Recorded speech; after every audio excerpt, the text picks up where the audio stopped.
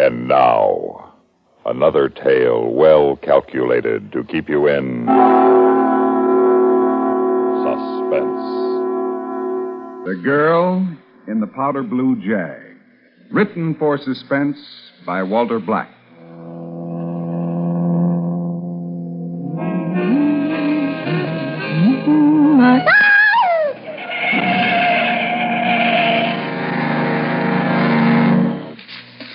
The more I never saw so much dirt in my life. The more I sweep it, the more I stir up. Oh, that's the trouble with these summer places. By the time you get 'em clean, it's time to shut up and leave. Oh, darn. Be right there. I said I was coming. Now, what's up? What's the matter, miss? Please, can I come in? Well, sure. What happened? You had an accident or something? Oh, I cracked up my car just down the road. There's a big wall. The beach wall, yeah. Well, I guess I must have been going too fast. The next thing I knew, I'd hit it. I must have blacked out for a minute. You got a family doctor you want me to call? I don't know. What? I don't even know who I am.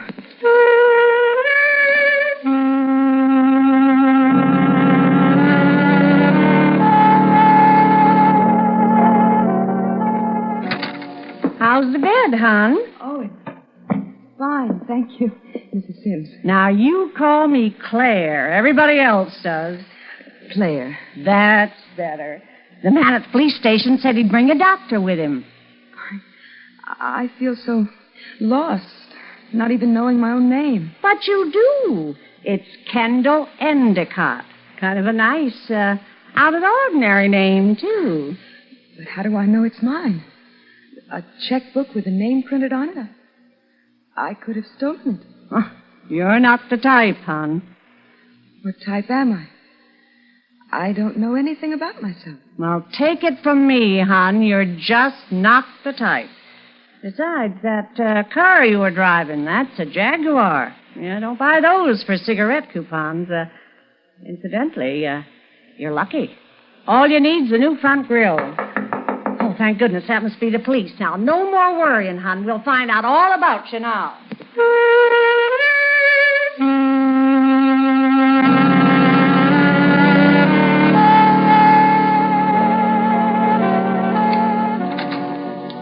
I'll check with you again tomorrow, Miss Endicott, and don't you worry. You do just like the doctor said. Just get plenty of rest. Find out anything, Sergeant Hadley? Just what you already told me, ma'am. What'd the doctor say? He wouldn't tell me anything. He says it looks like amnesia. Gee. I feel so sorry for her. Funny first name she's got. Kendall. Ever know a girl by that name before? No. Me either. Can I use your phone? Oh, go right ahead.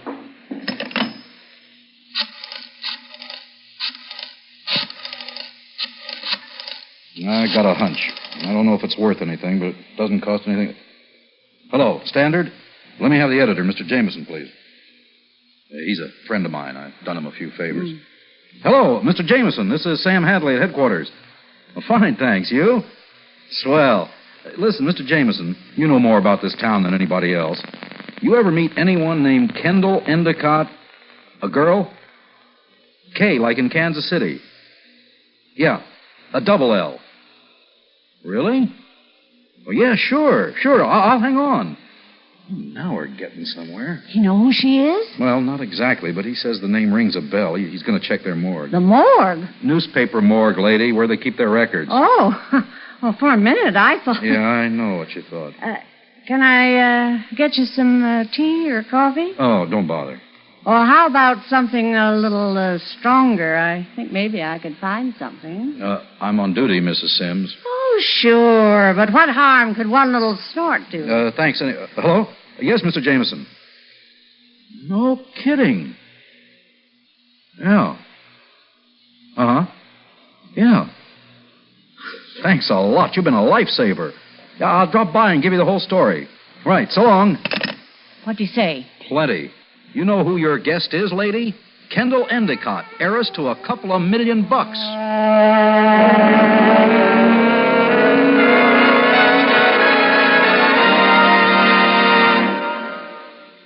In just a moment, we will return for the second act of Suspense. Thirsty people everywhere prefer ice-cold Pepsi-Cola. And because it's light, it refreshes without filling. Charlie, be sociable. I am, Kay. Pepsi is a favorite of thirsty people from Maine to Hawaii, from Alaska to Florida. Charlie. It's perfect for parties or picnics, so serve Pepsi to your guests. That's helpful, but... This is the sociable part. Keep plenty of Pepsi ice-cold and ready. Remember, it goes fast because everybody likes Pepsi. Singing still sounds more inviting. May I? Be sociable, look smart, keep up to date with Pepsi. Drink light, refreshing Pepsi. Stay young and fair and debonair. Be sociable, have a Pepsi.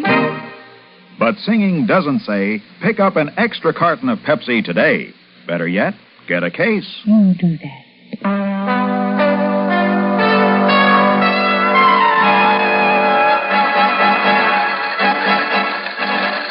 You Sergeant Hadley? That's me. Who are you? Clay Endicott, Sergeant. I've never been so glad to see anyone in my life. What'd you say your name? Endicott? That's right, Kendall's husband. I just heard about it on the radio in my hotel room. I just got to town 2 hours ago. The broadcast didn't give any details, just to contact you. Now, where is she? How is she? Can I see her right away, please? Sure. She's over on Cliffside Drive, Summer Colony, the other side of town. I'll take you over in a squad car. You can fill me in on some details on the way over.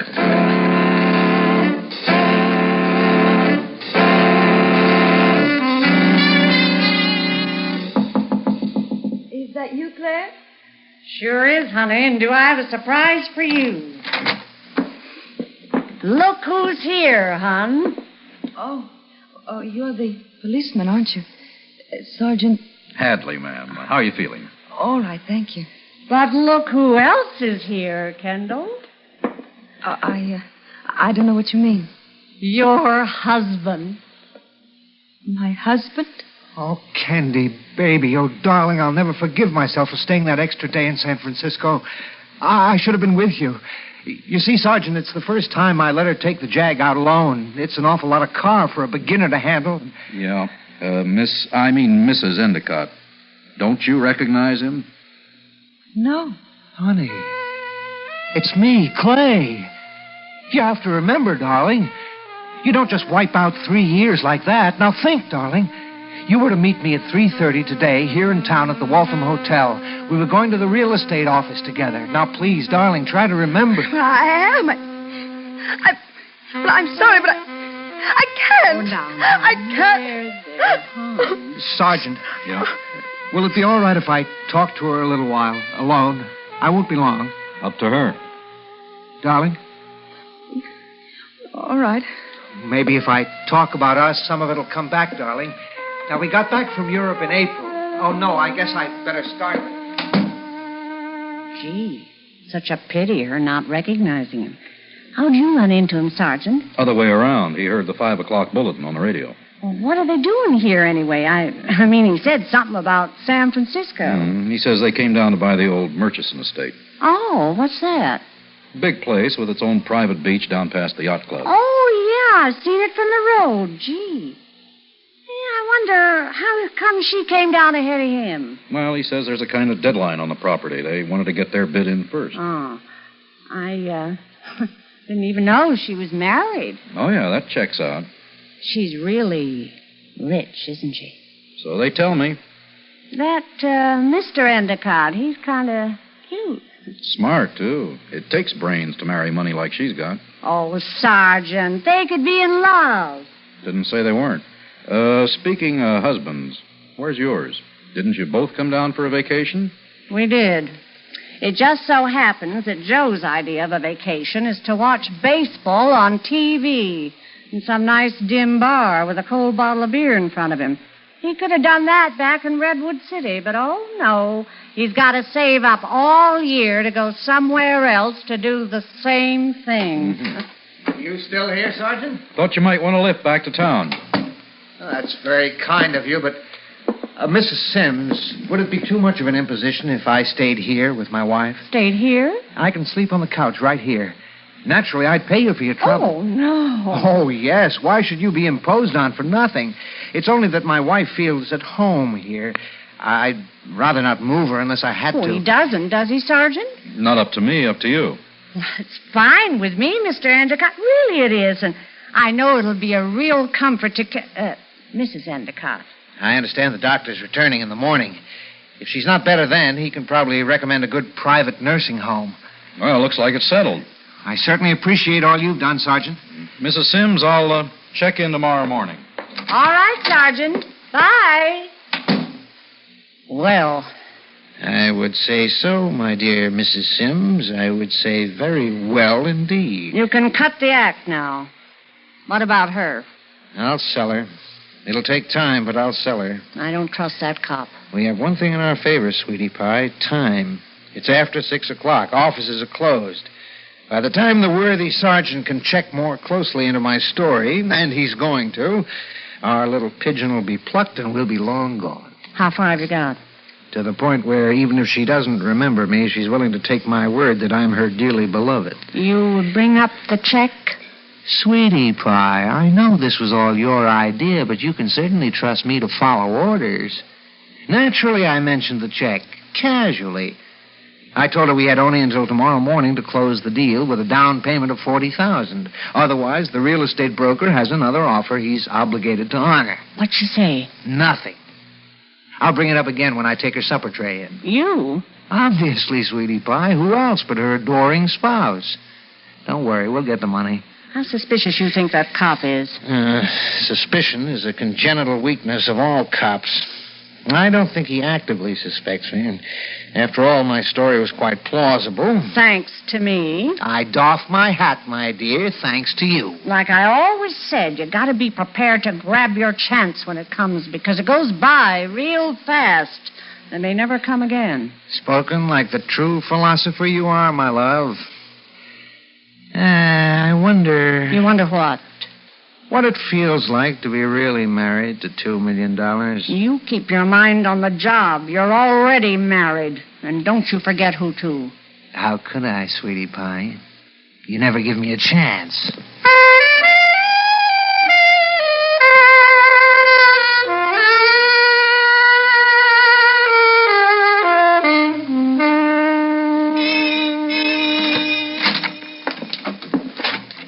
Enjoy your breakfast, my dear?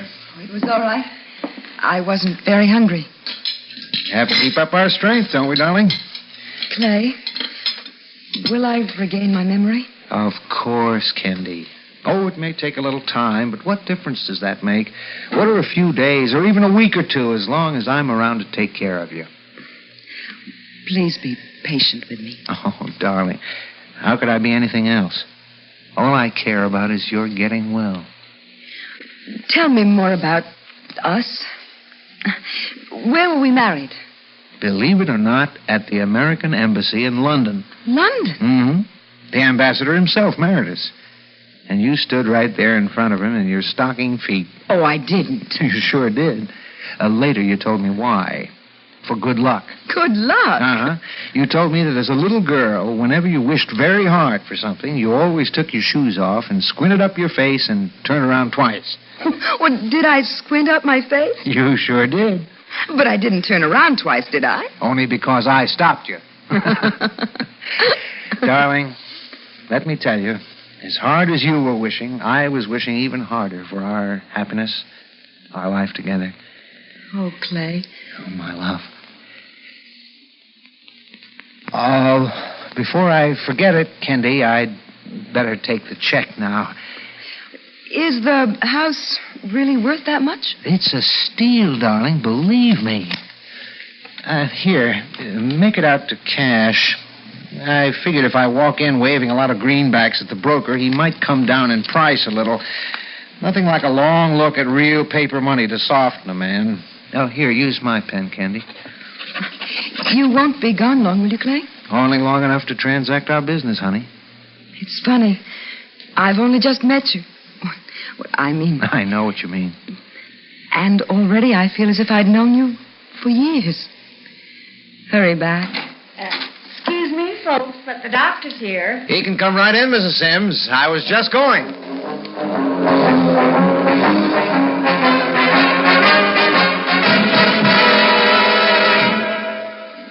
just a moment, we will return for the concluding act of Suspense. Now, here's Edgar Bergen and Charlie McCarthy. Bergie, I think someone's looking for you. Oh, Mr. Bergen. Well, hello, Effie Clinker. What's wrong? My car battery is run down. I think it's in acid condition. Oh, I see. Well, have you seen a serviceman? Well, I had a blind date with a sailor last night, but he got away. No, I mean a mechanic. Seeing you own a General Motors car, you should see your GM dealer for service. His mechanics are GM trained. They have specialized tools and factory-approved parts to provide your fine GM car with the GM care it deserves. So if you own a Chevrolet car or truck, a Pontiac, an Oldsmobile, Buick, Cadillac, or a GMC truck, you should make a date with a General Motors serviceman. Oh, that sounds exciting. Will he have blue eyes?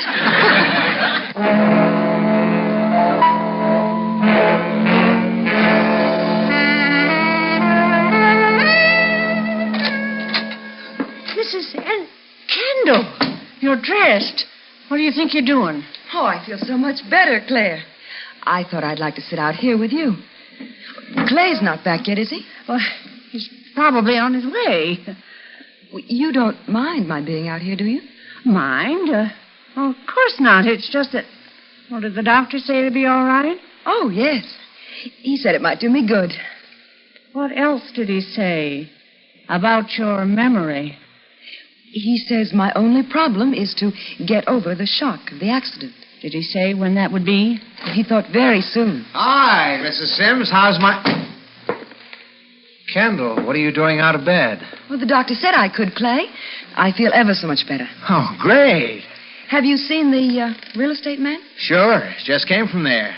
Did he reduce his price? No. He wouldn't budge. I'm sorry, darling. I'm not the judge of character I thought I was. Still, it's a real steal. Almost, anyway. Well, what are you smiling for? Because I'm so grateful to you. Well, nonsense. I haven't done anything. Oh, you're wrong, darling. Without you, I couldn't have done any of this. What are you talking about? Game's up, Mrs. Sims. Or whatever your real name is. What? In words of one syllable, you've lost. Now, Clay, darling, or is it Mr. Sims? I'll take that 40,000 that's making such a pretty bulge in your jacket pocket. But, darling, I told you that You've told me so many things, haven't you? The 40,000, please. Don't look at me. Oh, all right, my dear. As you guessed, I didn't actually turn the money over to the agent. I thought if we waited until you were well enough to see him, you might be able to get a better price. You don't give up easily, do you? I beg your The pardon? money. Here. You needn't bother counting it. It's all there. Oh, you don't mind if I run my fingers through it, do you? Who are you? How very discerning of you, dear Claire. You put your finger right on it. You mean she's not Endicott? That's exactly what she means, darling. I do have to be on my way, but why not tell you? Especially after all your hard work. My name is Taylor, Ruth Taylor. I'm Mrs. Endicott's private secretary. Convenient, huh? Oh, she's still in New York. I came on ahead. And by the time she arrives, I'll have recovered my memory, and I'll be horribly appalled at what I've done. But then, it wasn't really my fault, was it? Everyone told me I was Kendall Endicott. As for the money, I think I'll lose it. The whole idea is perfectly dreadful, but Mrs. Endicott will understand. She trusts me. And 40,000 doesn't mean so very much to her. You can't get away with it. But, Claire, dear, I already have. And you and that handsome impersonator can't do anything about it without implicating yourselves, can you? Bye-bye. Thanks for everything. Hey, what about us? Don't we deserve at least a cut? You deserve what you're getting, a chance to clear out before my employer shows up. Or would you rather I call that nice Sergeant Hadley? Extortion is a serious offense, I imagine. And who can prove I didn't have amnesia and didn't just recover? Oh, please don't bother seeing me out. There goes 40 grand. Oh, stop moaning. We lost, period. Now let's get packed and get out of here. But it looked like such a perfect setup. It did, but it wasn't, so shut up about it. From now on, we stick to the horses. And stay broke, huh? It's better than the stretch in the pen. Now, come on, let's move. Uh-oh. It's not locked. Why, Sergeant Hadley, this is a pleasant surprise. I doubt it. The girl, the car's gone. She take off? Not more than 30 seconds ago. You just missed her.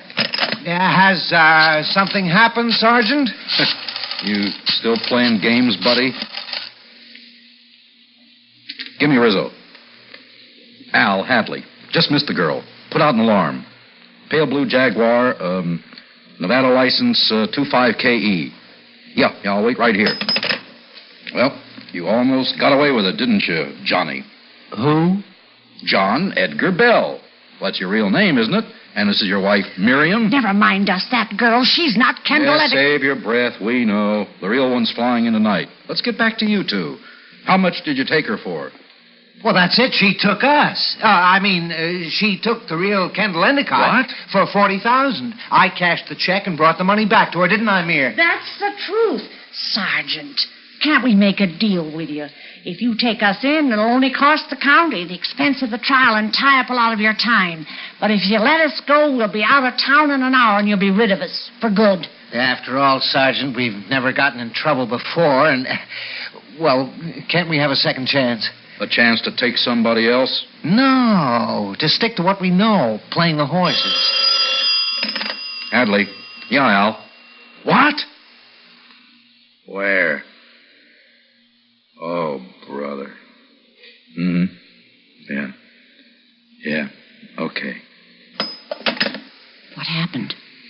The Jaguar crashed through a retaining wall and ended up 500 feet down the canyon. What about the girl? She's had her last accident. What about us? You're coming down to headquarters for a search. If you're clean, I'll give you an hour to be out of town. Oh, thanks. Save it. I've seen grifters like you before. You'll try your luck again sometime, someplace.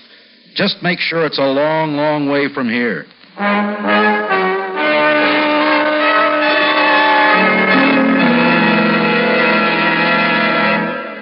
Suspense. You've been listening to The Girl in the Powder Blue Jag, written for suspense by Walter Black.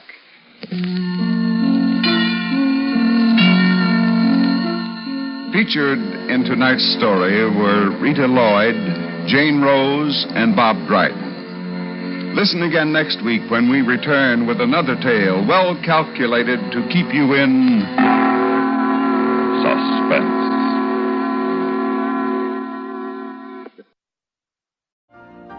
You've been listening to the OTR Gold Network. Find more classic radio at otrgold.com.